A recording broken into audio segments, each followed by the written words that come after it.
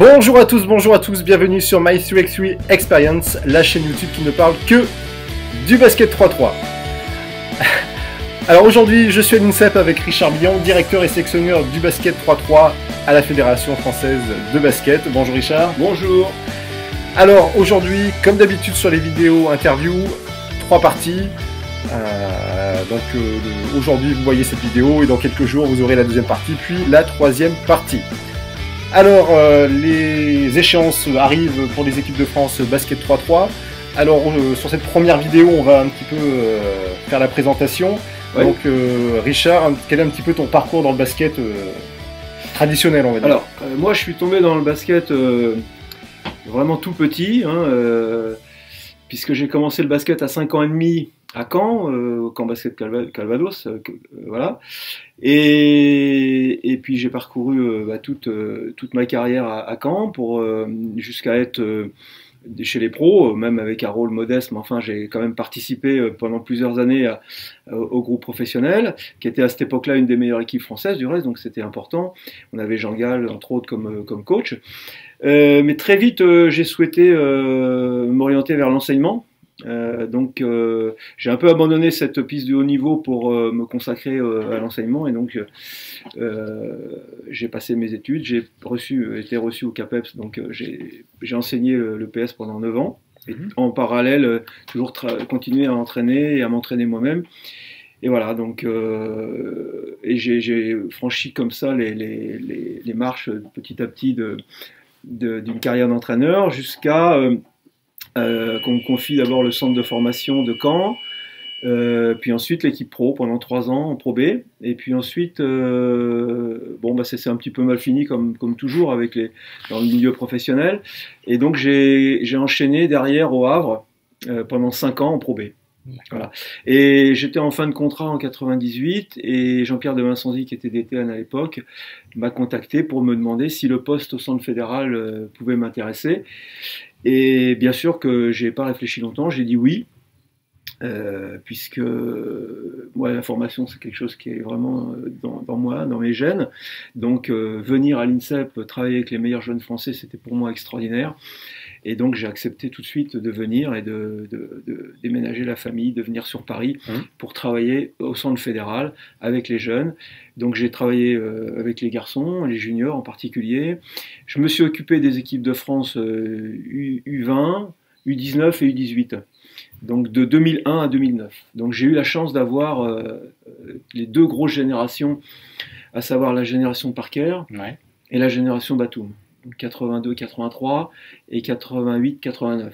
Donc 2 grosses générations, et en particulier la génération Batum, où nous avons été champions d'Europe en 2006, et nous avons été médaille de bronze en 2007 à Novi Sad au championnat du monde.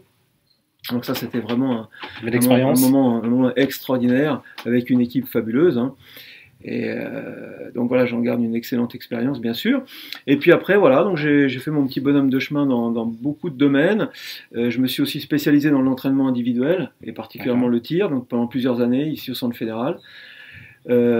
Jusqu'au jour où, fin 2011, Jean-Pierre de Vincenzi et Alain Garros, son associé et mon ami, m'ont demandé si clairement le 3-3 qui venait tout juste de naître pouvait éventuellement m'intéresser. Ils cherchaient quelqu'un, un entraîneur national, qui puisse développer cette nouvelle discipline.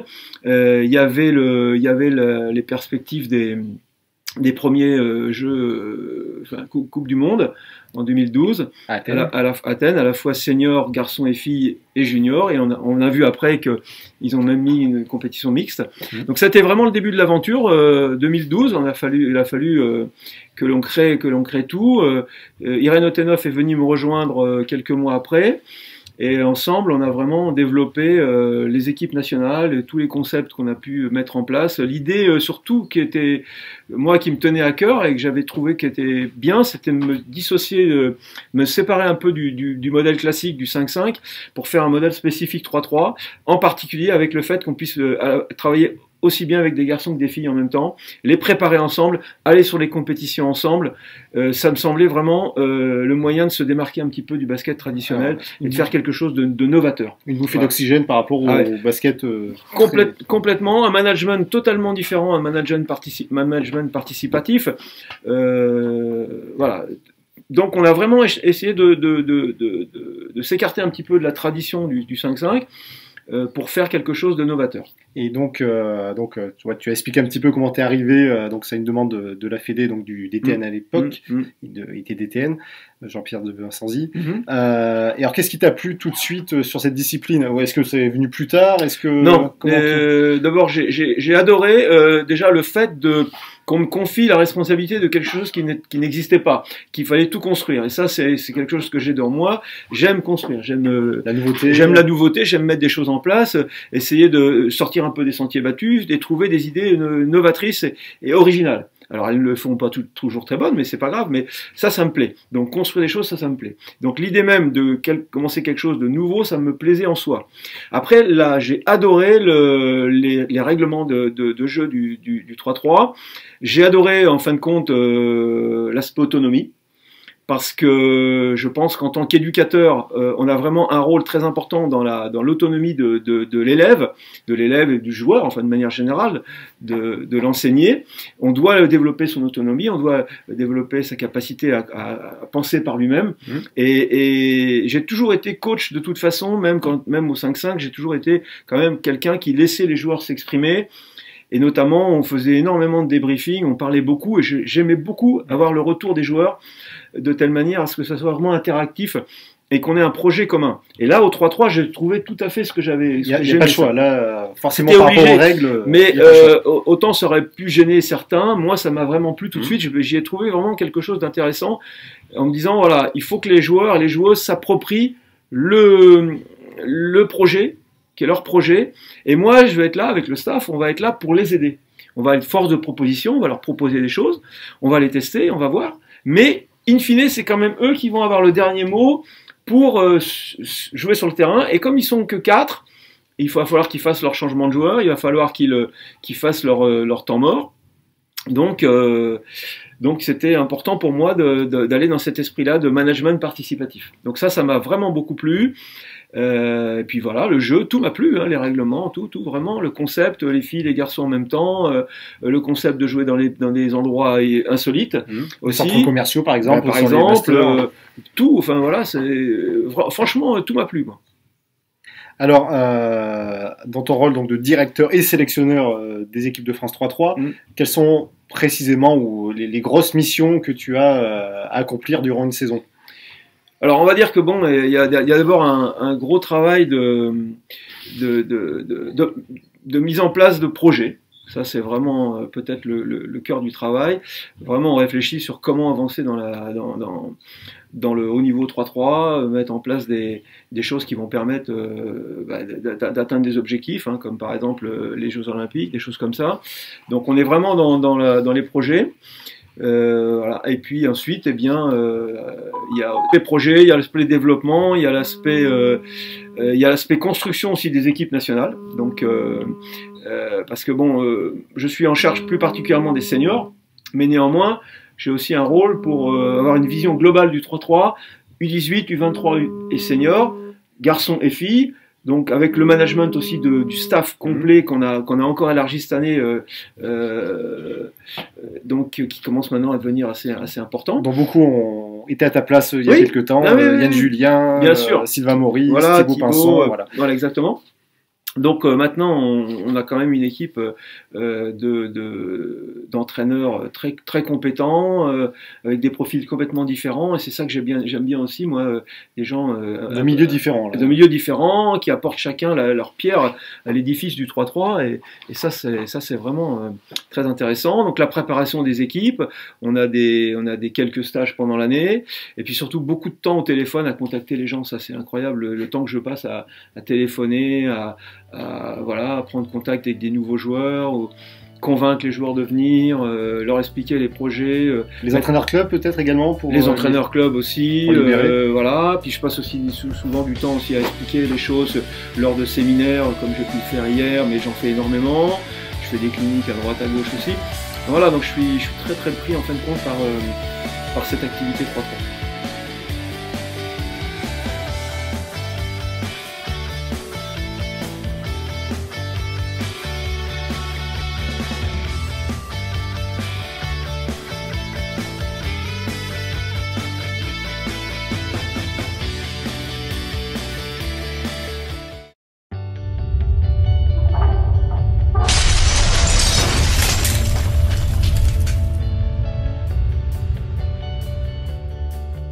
Bonjour à toutes, bonjour à tous, bienvenue sur My3x3 Experience, la chaîne YouTube qui ne parle que du basket 3-3. Deuxième partie de la vidéo avec Richard Billan. Donc là, on va plutôt partir sur les équipes de France, oui, parce qu'il n'y a pas qu'une équipe de France 3-3, il y a des équipes de France 3-3. Alors un petit peu, quelles sont les catégories des équipes de France et les compétitions qui vont avec? Tout à fait. Alors, depuis cette année 2018, il y a une nouvelle catégorie qui vient d'être créée, c'est la catégorie U23. Garçons et filles, donc ce qui fait qu'actuellement nous avons donc 6 catégories, la catégorie U18 garçons et filles, catégorie U23 garçons et filles et senior A garçons et filles. Donc nous avons actuellement 6 catégories avec des compétitions appropriées à chacune.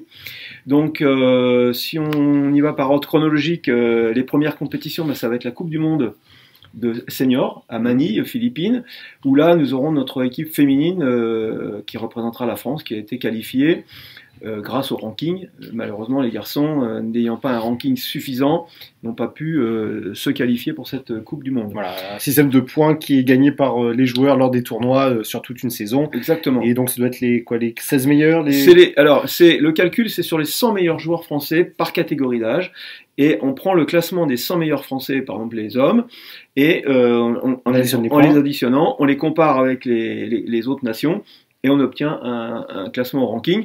Aujourd'hui, chez les hommes, ça change tous les jours, hein, ça se trouve, ça va changer, mais on était la dernière fois, ça fait une semaine, on était 12e chez les garçons et 10e chez les filles. Ensuite, les U23. Ensuite, les U... Alors, oui, les U23 enchaîneront, on fait une préparation commune, mais les U23 vont faire les Jeux méditerranéens à Tarragone avec les filles et les garçons à la fin du mois de juin. Voilà, ça c'est ce qu'on appelle les Jeux multisports, c'est un peu comme des Jeux olympiques, mais sur la partie méditerranéenne, bien sûr, avec des pays proches de la Méditerranée. Ça se passera à Tarragone, et donc le basket ne sera représenté que par le 3-3. Et nous aurons nos 2 équipes de France, masculines et féminines, avec des bonnes équipes qui peuvent avoir des ambitions. Voilà. Au même moment, il y aura également le qualifier, c'est-à-dire le système de tournoi qui va permettre de qualifier nos équipes à la Coupe d'Europe. Donc le qualifier aura lieu à Poitiers, comme l'année dernière, le 29 et 30 juin. Et donc il y aura également beaucoup d'équipes et peu d'élus, et le tournoi sera très très très relevé, et il va falloir vraiment se battre dur pour obtenir notre place pour la Coupe d'Europe. C'est les 2 premiers qui sont ce sont les 4, alors ça dépend des groupes, ce sont les 4 ou 5 premiers. Donc très très difficile. Donc là on est repassé sur les seniors.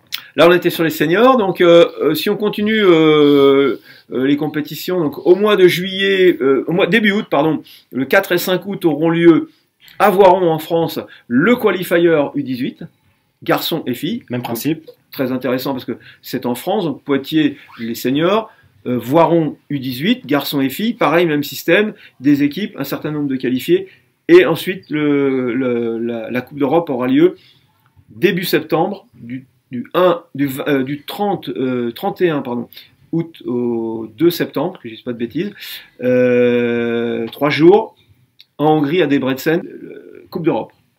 Hein, la Coupe d'Europe senior aura lieu 14, 15, 16 septembre à Bucarest. Voilà. Ce n'est pas fini.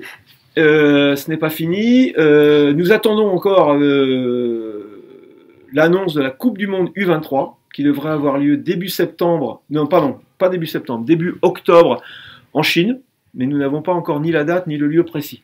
Et ni si nos 2 équipes ou une de nos 2 équipes seront qualifiées. Donc ça, sera par rapport au ranking. Hein. Par rapport au ranking. Donc Coupe d'Europe, en gros, qualifiée par tournoi. Voilà. Des qualifiers. Oui. Et donc les Coupes du Monde, c'est par rapport au ranking mondial. Par rapport au ranking, avec cette difficulté d'avoir nos 2 équipes puisque des règlements font que... Ils essaient d'ouvrir la discipline. Voilà, à partir du moment où on est déjà qualifié avec une équipe, qu'elle soit masculine ou féminine, il y a tout un système qui fait que c'est plus difficile pour avoir la deuxième équipe. Ça, il faut le savoir, et ça sera exactement pareil pour les JO, d'ailleurs.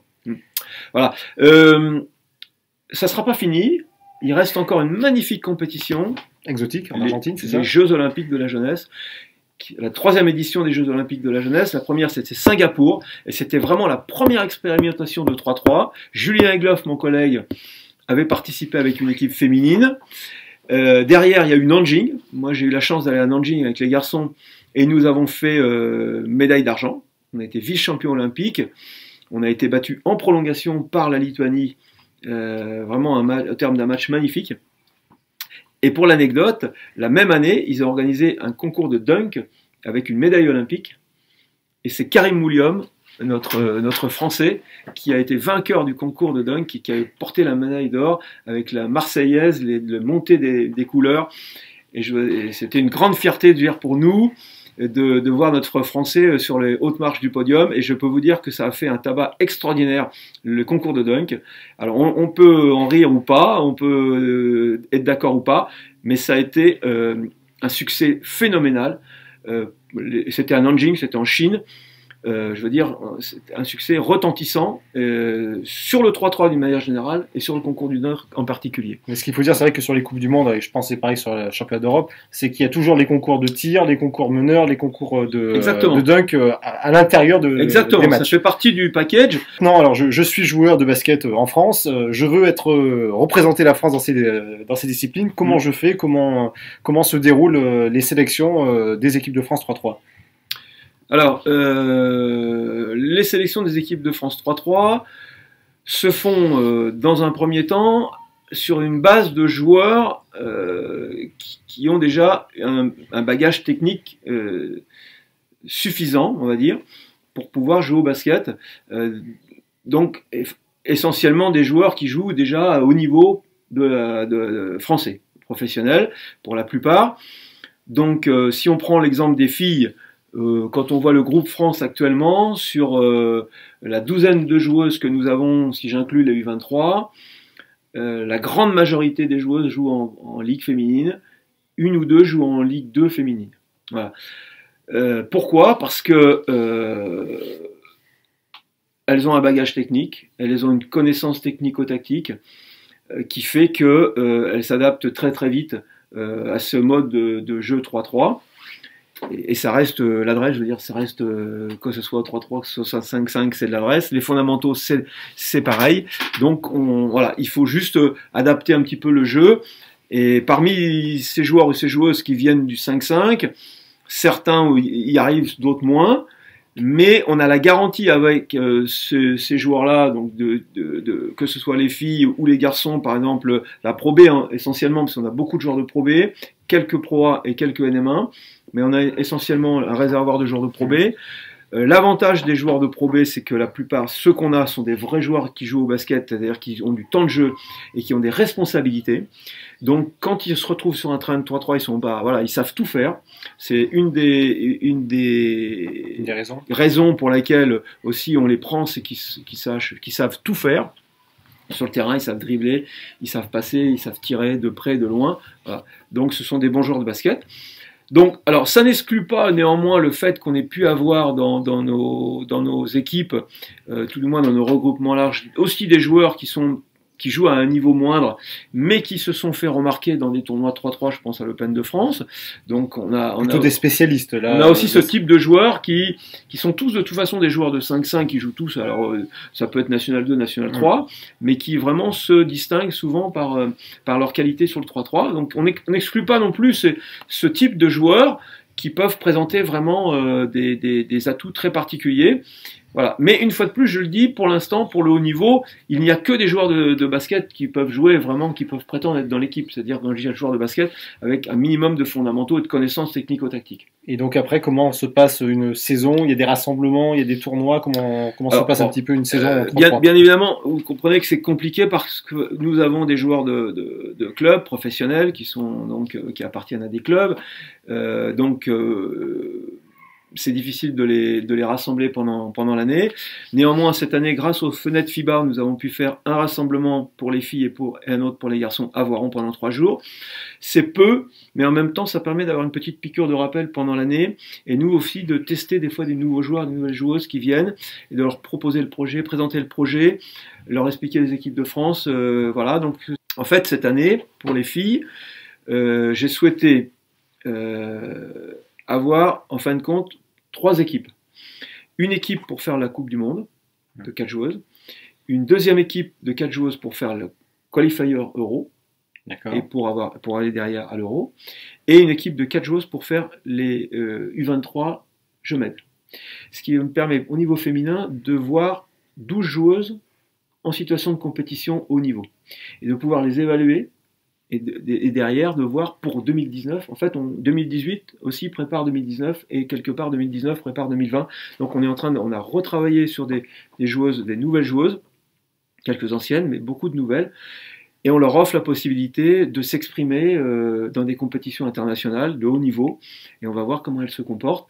Et on verra comme ça la suite à donner derrière 2019, et on espère 2020 ainsi constitué, arriver à l'échéance, avoir vraiment les joueuses qui sont les plus efficaces, qui est le groupe qui est le mieux homogène, le plus voilà. Et 2018 pardon, pour moi c'est déjà le début de l'aventure olympique avec les filles. Avec les garçons, on a fait une politique un peu différente. On a essayé de se caler un petit peu plus sur ce que font actuellement les meilleures nations, comme les Serbes, Novi Sad en particulier, qui eux constituent un groupe de joueurs qui sont les mêmes. Ils ont quelques remplaçants parfois, mais grosso modo ce sont les mêmes joueurs, et qui participent au World Tour. Et donc nous on a essayé de faire, à partir de l'équipe de France de l'année dernière, donc 3 sur 4, Angelo, Charles, Dominique Gentil, plus Anthony Christophe, Kevin Corr, voilà, 5 joueurs, auxquels peuvent se rajouter éventuellement un joueur, puisqu'on a le droit à 6 joueurs en fin de compte sur le World Tour. On va les positionner sur des challengers, on va espérer qu'ils vont peut-être en place pour aller dans des masters. Ça aura un double objectif.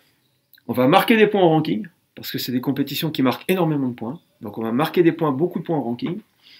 Et ça va nous servir de système de préparation pour le qualifier. Dernière question là, sur cette vidéo, le profil des joueurs recherchés, quel style de joueur tu recherches, parce qu'on va pas parler de poste de jeu peut-être en 3-3, mais peut-être de profil de joueur que tu recherches quand tu constitues une équipe de basket 3-3. Alors, il y a plusieurs critères bien évidemment. Il faut d'abord que ce soit des très bons joueurs de basket qui maîtrisent vraiment les fondamentaux, et en particulier le tir.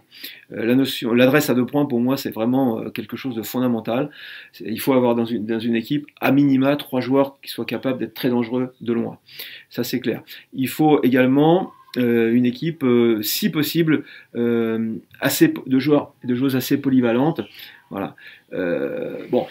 Néanmoins, on va dire quand même qu'il y a toujours dans nos équipes plutôt une joueuse plutôt intérieure, grande, ou un joueur, voilà, quand ça peut être Charles-Henri Bronchard par exemple, ou ça peut être Anna-Maria Philippe chez les filles, mais néanmoins qui ont quand même cette capacité à tirer extérieur. On voit par exemple que Charles-Henri Bronchard tire beaucoup maintenant à 3 points. Voilà. Après, on peut avoir un joueur très polyvalent, genre 3-4, post 3-4, physiquement capable de défendre sur les intérieurs adverses. Voilà. Donc, on a par exemple Dominique Gentil chez les garçons. On a Alice Naillot, par exemple, chez les filles, qui sont des joueuses qui peuvent jouer à la fois intérieur, extérieur. Voilà. Et puis après, on peut avoir donc des arrières, bien sûr, des arrières plutôt assez grands.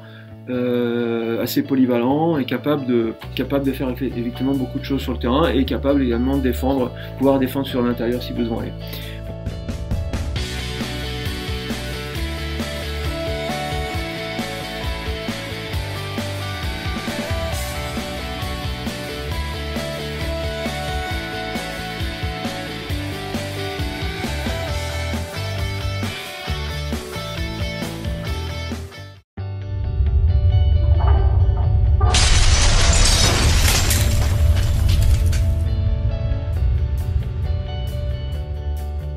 Bonjour à toutes, bonjour à tous, bienvenue sur My3x3 Experience, la première chaîne YouTube qui ne parle que du basket 3-3. Allez, dernière partie de l'entretien avec Richard Bihan, directeur et sélectionneur des équipes de France de basket 3-3. Alors, on va plutôt partir sur les objectifs à court, moyen et long terme des équipes de France, puisqu'on a quand même les JO 2020 et bien sûr 2024 à Paris. Alors, tout d'abord, avant d'aller si loin, à court terme, donc cet été, quels sont un petit peu les objectifs de ces équipes de France? En fait, cette année, nous poursuivons deux objectifs. Nous poursuivons bien sûr un objectif toujours de compétition, de médaille, voilà, parce que quand on s'engage dans une Coupe du Monde, dans une Coupe d'Europe, dans des Jeux méditerranéens, on se doit d'avoir des ambitions et de vouloir. C'est pas pour faire du tourisme, monter. Bien sûr, en plus on a un passé glorieux dans le 3-3, puisqu'on a tous les ans on ramène des médailles, donc les gens vont pas savoir, vont pas comprendre si un jour on remplit plus de médailles, même si ça devient de plus en plus difficile. Mais néanmoins, on y va toujours pour faire des médailles, donc on essaie de constituer les équipes les meilleures possibles et d'essayer d'optimiser nos équipes pour qu'elles performent et qu'elles fassent des médailles. Oui, parce que, excuse-moi de te couper, c'est vrai qu'il y a des pays un petit peu exotiques comme la Mongolie qui est championne d'Asie, les Pays-Bas ont fini finaliste, la Belgique gagne aussi des médailles en jeunes, donc c'est vrai il n'y a pas que les grosses nations de basket 5-5 qui sont présents. Donc exactement, donc effectivement il faut différencier les pays qui performent en 5-5 et les pays qui performent en 3-3. Parfois ce sont les mêmes, mais parfois ce sont des pays différents qui ont décidé volontairement d'engager une politique 2-3-3 parce qu'ils savent très bien qu'ils auront plus d'opportunités pour atteindre des compétitions internationales, Coupe du Monde, Jeux Olympiques, avec le 3-3 qu'avec le 5-5. Mais aussi, on a un objectif de ranking. C'est-à-dire qu'on veut essayer à travers toutes les compétitions de cet été, alors que ce soit les compétitions des équipes nationales, que ce soit les compétitions du World Tour pour les garçons, que ce soit toutes les compétitions possibles qu'on peut faire avec les filles, la Champions League qui va se mettre en place avec deux étapes. Nous avons également, j'en ai pas parlé, mais l'opération Fast Track. Donc le Fast Track, nous avons les U18 qui participent également à des regroupements internationaux sur lesquels on peut aussi faire des tournois. On va faire des tournois et marquer des points. On a les U23 avec le système du Fast Track U23, c'est ni plus ni moins 6 tournois internationaux. Voilà, il y en aura 2 à Voiron, 2 à Prague et 2 à Debrecen. Voilà, donc ça fait partie aussi du système qui va nous permettre de marquer des points au ranking. Enfin voilà, cette année 2018 et 2019, tout ce qui va pouvoir être fait pour engager nos équipes, que ce soit avec les équipes nationales, proprement dites, que ce soit des joueurs du groupe France ou d'autres joueurs qui sont dans le top 100 français ou qui veulent y rentrer et qui souhaitent s'investir à fond dans le 3-3, je les encourage véritablement à former des équipes, à faire un maximum de tournois, que ce soit en France ou à l'étranger, et ainsi de rapporter des points à la France. Parce que plus on aura de points, plus on aura de chances de pouvoir être qualifié aux Jeux Olympiques de Tokyo. J'expliquerai tout à l'heure la façon de se qualifier. La prochaine grosse échéance, c'est 2020, c'est Tokyo, c'est les Jeux Olympiques. Alors quels sont les moyens et les objectifs sur cette compétition? Alors, avant tout, peut-être expliquer comment les équipes vont être qualifiées pour les Jeux Olympiques. Vous savez qu'il n'y aura que 8 équipes masculines et 8 équipes féminines. Nous savons aujourd'hui que le Japon présentera une des 2 équipes, féminine ou masculine. Donc, on ne sait pas encore si ce sera les filles ou les garçons, mais enfin, il y en aura une des 2 qui va participer, c'est sûr. L'autre devra aller chercher, normalement, son ticket. Je vous dis ça aujourd'hui, les règlements peuvent éventuellement changer d'ici là. Donc, moi, c'est les informations que j'ai aujourd'hui. Donc, il y aura le Japon qui pourra donc avoir une des 2 équipes. Ensuite, ils prendront, à partir du 1er novembre 2019, ils arrêteront le ranking. Et ils prendront, en fonction du Japon toujours, les 3 ou 4 premières équipes du ranking. Ça, c'est le ranking mondial. Donc, nous, il faudrait, par exemple, qu'on ait au moins nos filles ou nos gars dans ce top 4. Ça sera le travail, c'est le travail qu'on commence aujourd'hui. Sur l'actuel, on n'y est pas. Non, on est 10e. Donc mais on n'est pas non plus très très loin. En filles, on n'est pas si loin que ça. En garçons, on est un peu plus loin. Ça va être un peu plus compliqué pour les garçons. On va voir. On fera le bilan à la fin de la saison pour savoir combien on a rattrapé de points, où on en est. Mais il faut savoir que même si nous on met des moyens, Les autres aussi continuent à travailler, hein, et ils enchaînent aussi. Hein, donc c'est pas facile pour réduire l'écart. C'est un tout petit peu plus facile peut-être chez les filles. On verra, on fera le bilan à la fin de la saison. Mais de toute façon, 2019, on va continuer à essayer d'engranger un maximum de points. L'objectif, ça serait effectivement d'avoir une de nos équipes directement qualifiées grâce au top 4 du ranking. Ça serait vraiment l'idéal. Bon, ça sera pas facile. En tout cas, on va tout faire. Si nous ne sommes pas qualifiés dans le top 4, il y aura un tournoi de qualification olympique, un TQO, avec 20 équipes qui aura lieu au mois de mai 2020. Il faudra évidemment se qualifier. Voilà. Donc si on n'est pas, aucune de nos deux équipes qualifiées directement, on aura forcément au moins une de nos deux équipes qui sera qualifiée au TQO. Et là, j'espère qu'on en aura deux. Voilà, ça serait vraiment l'idéal. Mais pour ça, il faut aussi monter dans le ranking. Voilà. Si nous avons l'année prochaine, il y aura la Coupe du Monde à Amsterdam 2019. Les 3 premières places seront qualifiées pour le TQO. Ça fera déjà 3 places directement pour le TQO. Donc on peut peut-être déjà, si on fait une bonne performance l'année prochaine au mondial, peut-être aller chercher directement notre place directe au TQO. Ça, c'est une possibilité. Voilà. Donc le TQO, avec 20 équipes, donneront 3 places pour les JO. Donc 4 plus 3, ça fait 7, il manque une place. Ils vont refaire un TQO universel, qu'ils vont appeler universel, avec 6 équipes, dont la particularité, c'est que ces équipes, en basketball, ne devront pas avoir participé aux Jeux Olympiques en 2012 et en 2016, à Londres et à Rio. Donc ça exclut la France. L'objectif, c'est de se qualifier, avant tout. Alors, l'objectif, on sait que ça va être très très compliqué d'avoir nos deux équipes. Faut pas se mentir. Je vous ai expliqué le règlement. Le règlement est fait en sorte qu'il y ait un maximum de pays. Donc il faudrait vraiment, dans l'idéal, moi, dans ce que je pense, ça serait qu'on essaye d'avoir une de nos deux équipes qualifiées en direct, voilà, et qu'après on aille, avec la deuxième équipe, sportivement se qualifier au TQO. Voilà, c'est ce que je pense que beaucoup de pays vont essayer de faire. Donc les moyens, on a déjà vu sur la vidéo précédente un petit peu les moyens, donc c'est tous les tournois qui sont mis en place, les systèmes de 3 équipes pour les filles, c'est pour les garçons, créer une équipe master pour marquer des points. Donc si vous voulez revoir un petit peu comment on va arriver à marquer des points, je vous invite à voir la deuxième partie de la vidéo, je mettrai le lien par là. Ensuite, alors peut-être une question, on va dire, plus globale, mais qui reste un petit peu un objectif, c'est comment, dans le long terme, parce qu'il va y avoir des championnats, il va essayer d'avoir des championnats, il y a les Open Start, les Open Plus, ça sur le territoire qui arrivent, voilà, une petite révolution au niveau du sport, du basket. Comment, dans le long terme, on va réussir à cohabiter le 3-3 et le 5-5? Alors c'est vrai que pour l'instant, moi, y compris le 3-3, je m'en sers d'outils techniques pour le 5-5, mais en tout cas, comment on va réussir à faire cohabiter, ou pas cohabiter d'ailleurs, le 3-3 et le 5-5 dans les années à venir?